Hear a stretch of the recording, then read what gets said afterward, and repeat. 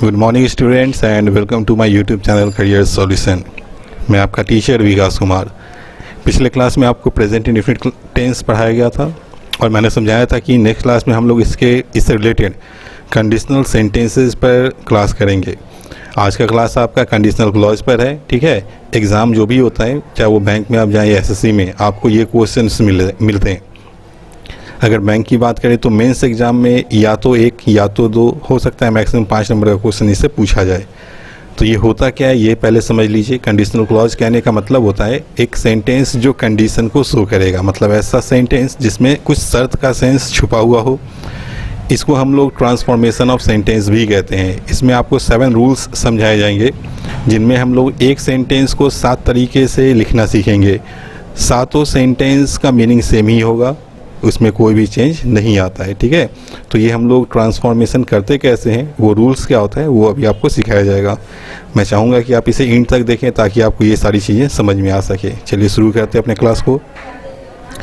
सबसे पहले एग्जाम्पल लिखा गया, यदि आप सच बोलेंगे तो मैं आपको माफ़ करूँगा। यह एक सेंटेंस है और एक सेंटेंस में 2 क्लॉज है। पहला क्लॉज है यदि आप सच बोलेंगे, दूसरा क्लॉज है मैं आपको माफ़ करूँगा। ध्यान से देखिए, जब मेरा कोई 2 क्लॉज फ्यूचर टेंस में हो, ठीक है, जब मेरा दोनों क्लॉज फ्यूचर टेंस में हो तो ध्यान रखना है कि किस पार्ट में यदि का यूज किया है। यदि कहने का मतलब कंजंक्शन। जिस पार्ट में यदि का यूज करेगा उसको हम लोग नाम देते हैं सबऑर्डिनेट क्लॉज। जो बच गया उसे नाम देते हैं मेन क्लॉज, मतलब मुख्य उपवाक्य। यह सहायक हो गया सबऑर्डिनेट, और बचा हुआ क्या कहलाएगा, मेन, जिसको मुख्य उपवाक्य कहते हैं। तो ध्यान क्या रखना है कि जब हम इसे ट्रांसलेट करेंगे तो मैक्सिमम स्टूडेंट्स इस सेंटेंस को कैसे ट्रांसलेट करेंगे, सो देखिए वो लोग ट्रांसलेट करेंगे यदि आप सच बोलेंगे को if you will speak the truth, तो के लिए कॉमा यूज करेंगे, मैं आपको माफ़ करूँगा, I shall pardon you. Sentence क्या बन गया, if you will speak the truth I shall pardon you, जो कि ट्रांसलेशन में आप सही समझ रहे हैं, लेकिन ये सेंटेंस एग्जैक्टली गलत है। ठीक है, इसका सही ट्रांसलेशन क्या होना चाहिए था वो समझा देते हैं कि जब मेरा sentence subordinate clause future tense में हो तो हम लोग उसे फ्यूचर में ना बनाकर किस में बनाएंगे, प्रेजेंट इंडेफिनिट में। यहाँ जो विल लिखा गया था वो गलत था। सही सेंटेंस क्या बनेगा, if you speak the truth I shall pardon you. इसमें आपको याद क्या रखना है कि इफ़ कंजंक्शन होता है, कंजंक्शन वाला पार्ट हमेशा ही प्रेजेंट के इंडेफिनिट टेंस में बनता है, और मेन क्लॉज जो बच गया वो फ्यूचर के जिस टेंस में होगा उसको फ्यूचर के उसी टेंस में ट्रांसलेट करेंगे। हो गया मेरा सेंटेंस सही। अब इसी सेंटेंस को हम लोग 7 तरीके से ट्रांसफॉर्म करेंगे। इसका रूल क्या होता है सो समझिए। सबसे पहला रूल है बाय यूजिंग इन केस। हम लोग इन केस का यूज करके इस सेंटेंस को लिख सकते हैं। इन केस का मतलब होता है यदि। जैसे देखिए, इफ़ यहाँ लिखा था ओरिजिनल सेंटेंस में, इफ़ को हम लोग किस में चेंज कर लिए, इन केस में। ठीक है, सेंटेंस में हम लोग इफ़ को किससे रिप्लेस कर लिए, इन केस से। बाद बाकी देखिए, you speak the truth same है, यहाँ भी क्या लिखा गया, you speak the truth. Next है आई शैल पार्डन यू, यहाँ भी क्या लिखा गया, आई शैल पार्डन यू। तो हमें क्या चेंज करना था, इफ़ को हटाकर इन केस करना था। बाद बाकी स्टेटमेंट एज इट इज़ रहेगा, मतलब इसका भी वही निकलेगा, यदि आप सच बोलेंगे तो मैं आपको माफ़ करूँगा। ठीक है, नेक्स्ट रूल नंबर 2 पे देखते हैं। By using modal verb should, हम इस सेंटेंस को शुड पर भी बना सकते हैं। ठीक है, जैसे इफ़ या इन केस का यूज ना किया जाए तो हम इफ़ या इन केस की जगह किसको रिप्लेस कर सकते हैं, शुड को। ठीक है, जैसे लिखा गया should you speak the truth, in case की जगह क्या आ गया, अब शुड। बाद बाकी देखिए स्टेटमेंट एज इट इज़ है। ठीक है, उसमें कोई भी चेंज नहीं किया गया है। यहाँ पे लिखा गया you speak the truth I shall pardon you, जो कि आपके पहला और दूसरा दोनों ही सेंटेंस में लिखा गया था। सेम का सेम सेंटेंस, मतलब क्या होगा, आपको सच बोलना चाहिए तो मैं आपको माफ़ कर दूंगा। ठीक है, next rule number 3, bye using conjunction unless. Unless का मतलब होता है जब तक कि नहीं। ठीक है, हम इस सेंटेंस को अनलेस पे भी बना सकते हैं। अगर इफ़ का यूज़ ना किया जाए तो हम इन केस कर सकते हैं, इन केस का यूज़ ना किया जाए तो वहाँ शुड का यूज कर सकते हैं। शुड की जगह आप क्या यूज कर सकते हैं, अनलेस। जैसे unless you speak the truth, जब तक कि आप सच नहीं बोलेंगे, आई शैल नॉट पार्डन यू, मैं आपको माफ़ नहीं करूँगा। ठीक है, ध्यान क्या रखना है कि जैसे ही हमने अनलेस का यूज किया उसके बाद क्या हुआ, बाद वाले क्लॉज में नॉट का भी यूज़ किया गया, ठीक है, यहाँ नॉट का यूज़ किया गया। क्यों? क्योंकि डबल निगेटिव मिलकर एक पॉजिटिव सेंस देगा आपको, ठीक है, ये चीज़ को आपको ध्यान में रखना है। फिर से समझ लीजिए कि जब भी हम सेंटेंस में अनलेस का यूज करेंगे कंडीशनल क्लॉज में, तो बाद वाला जो क्लॉज होगा उसमें नॉट का आना बहुत ही ज़रूरी है, ताकि डबल निगेटिव मिलकर क्या हो, एक पॉजिटिव सेंस दे सके।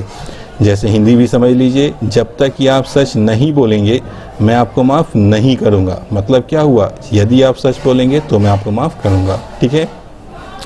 चलिए rule number 4, by using imperative sentence. Imperative sentence कहने का मतलब होता है वैसा सेंटेंस जो वर्ब के फर्स्ट फॉर्म से शुरू हो या प्लीज़ या काइंडली से, ठीक है।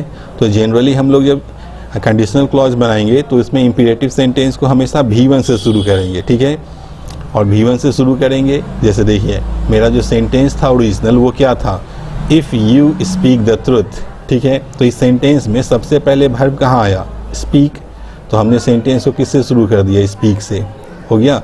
स्पीक द ट्रुथ था तो द ट्रुथ रहा, कॉमा को एंड में चेंज किया गया, आई शैल पार्डन यू जैसा था उसको वैसा ही लिखा गया, आई शैल पार्डन यू।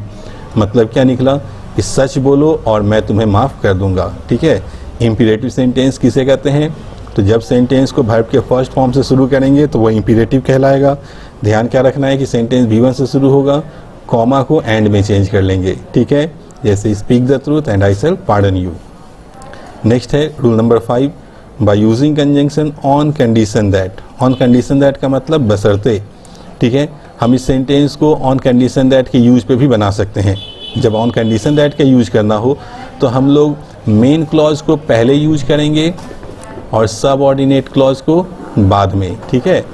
सबऑर्डिनेट को कहाँ यूज करेंगे, कंजंक्शन के बाद में। जैसे देख लीजिए लिखा गया मैं आपको माफ़ करूंगा, आई शैल पार्डन यू, बशर्ते, तो ऑन कंडीशन दैट, ठीक है, क्या हो गया, बशर्ते, तो ऑन कंडीशन दैट आप सच बोलें, तो आप सच बोले का इंग्लिश क्या हो जाएगा, यू स्पीक द ट्रुथ, ठीक है। तो ध्यान क्या रखना है कि जब हम कंडीशनल क्लॉज को ऑन कंडीशन दैट पे बनाएंगे तो मेरा मेन क्लॉज पहले आएगा, सब ऑर्डिनेट क्लॉज बाद में जाएगा, और इन दोनों को जोड़ेंगे किससे, ऑन कंडीशन दैट से, ठीक है। चलिए नेक्स्ट है rule number 6, bye using conjunction provided. Provided का मतलब क्या हो गया, बशर्ते, शर्त यह है कि, इस सेंटेंस को हम लोग शर्त यह है कि प्रोवाइडेड के ऊपर भी बना सकते हैं।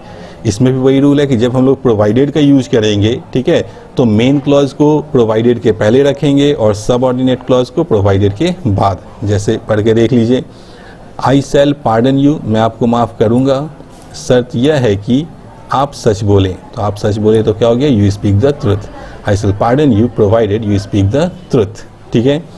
लास्ट सेंटेंस है, लास्ट रूल है, by using prepositional phrase but for. But for का मतलब होता है के बिना, ठीक है। अगर हमें इस सेंटेंस को के बिना पर बनाना हो तो हम कैसे बनाएंगे, बिना आपके सच बोले मैं आपको माफ़ नहीं करूँगा, ठीक है, यही बनेगा ना। फिर से समझ लीजिए, बिना आपके सच बोले मैं आपको माफ़ नहीं करूँगा, मतलब क्या हुआ कि यदि आप सच बोलेंगे तो मैं माफ़ करूँगा। तो चलिए बट फॉर पे इसे कैसे बना सकते हैं, तो सबसे पहले लिखेंगे बट फॉर, मतलब हो गया बिना आपके सच बोले, तो आपके का इंग्लिश क्या होता है, योर, तो योर लिखा गया। अब सच का इंग्लिश, जो भी योर के बाद जो वर्ब आएगा ना वो हमेशा ध्यान रखना है कि आपको V4 फॉर्म में होना चाहिए, हमेशा ही वो वर्ब किस फॉर्म में होगा, V4। इसके अलावा कोई भी फॉर्म यूज करे वर्ब का तो आप समझ लीजिए वो गलत है, ठीक है। ध्यान क्या रखना है कि बट फॉर के बाद आने वाला जो वर्ब होगा, बट फॉर के बाद योर लिखेंगे और उसके बाद जो भी वर्ब आएगा वो किस फॉर्म में होगा, V4 फॉर्म में। तो हो गया बिना आपके सच बोले, तो but for your speaking the truth, तो के लिए कॉमा लगाना था, कॉमा लगा हुआ है, मैं आपको माफ़ नहीं करूँगा, तो आई शैल नॉट पार्डन यू, ठीक है। ध्यान क्या रखना है कि जब बट फॉर पे सेंटेंस बने तो बाद वाले क्लॉज में नॉट का यूज होना चाहिए, क्योंकि डबल निगेटिव मिलकर पॉजिटिव सेंस देगा, ठीक है। हिंदी फिर से समझ लीजिए, इसका हिंदी क्या निकला, बिना आपके सच बोले मैं आपको माफ़ नहीं करूँगा। ये हो गया आपका कंडीशनल क्लॉज का 7 रूल्स। ये 7 तरीके से हम लोग किसी भी कंडीशनल सेंटेंस को ट्रांसफॉर्म कर सकते हैं, इसके अलावा इसका कोई दूसरा रूल नहीं होता है। मैं उम्मीद करूँगा कि आप इस रूल्स को अच्छे तरह से समझेंगे और इस पर प्रैक्टिस भी करेंगे। प्रैक्टिस करने के लिए कोई भी एक सेंटेंस आप खुद से बना सकते हैं, जैसे यदि आप मेहनत करेंगे तो परीक्षा पास करेंगे, ठीक है। यदि आप मेहनत करेंगे तो परीक्षा पास करेंगे। इस सेंटेंस को आप लिख लीजिए और इसको 7 तरीके से ट्रांसफॉर्म कर लीजिए, आपका प्रैक्टिस बेहतर हो जाएगा। ठीक है, आज के लिए इतना ही। हम लोग फिर मिलेंगे अपने नेक्स्ट क्लास में। टेंस को कंटिन्यू आगे बढ़ाएंगे, प्रेजेंट कंटिन्यूअस से हम लोग आगे पढ़ेंगे। और मैं फिर समझा रहा हूँ कि अभी लॉकडाउन, बारिश, कोरोना, इन सारी चीज़ों के कारण आपकी पढ़ाई इस तरह से जारी है लैपटॉप पर। ठीक है, लेकिन जैसे ही 1-2 दिन में ये रिलीज़ होता है, कुछ रिलीफ मिलता है, हम लोग वापस अपने बोर्ड पर आएंगे और क्लास लेकर आएंगे। ठीक है, तब तक आप सपोर्ट करते रहें, पढ़ाई करते रहें, वीडियो को लाइक शेयर करें, चैनल को सब्सक्राइब भी करें। Thank you.